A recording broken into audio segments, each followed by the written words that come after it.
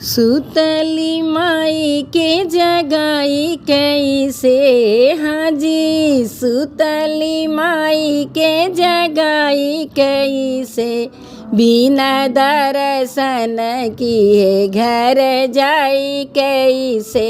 बिना दर्शन किए घर जाई कैसे हाजी। सुतली माई के जगाई कैसे हाजी।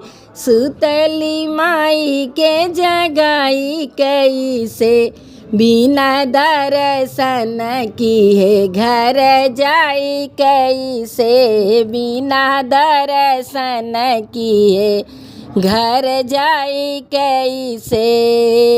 सिंदूरा ले औली मैया इंगूरा ले औली। सिंदूरा ले औली मैया इंगूरा ले औली। सुतली माई के लगाई कैसे हाजी। सुतली माई के लगाई कैसे, बिना दर्शन किए घर जाई कैसे। बिना दर्शन किए घर जाई कैसे हाजी। सुतली माई के जगाई कैसे, बिना दर्शन किए घर जाई कैसे। झुमका ले औली माई के नथिया ले आवली। टीका ले औली माई के टीकू ले औली। टीका ले औली माई के टीकू ले औली। सुतली माई पहिनाई कैसे हाजी। सुतली माई पहिनाई कैसे, बिना दर्शन किए घर जाई कैसे। बिना दर्शन किए घर जाई कैसे।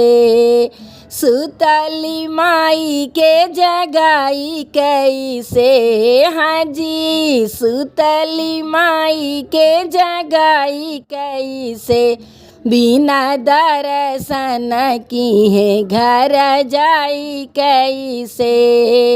चूड़िया ले औली माई के कंगना ले आवली। चूड़िया ले औली माई के कंगना ले औली। सुतली माई के पहिनाई कैसे हाजी।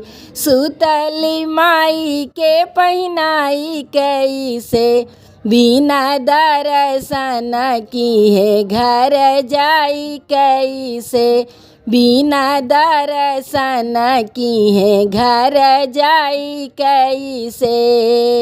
सुतली माई के जगाई कैसे, बिना दर्शन किए घर जाई कैसे।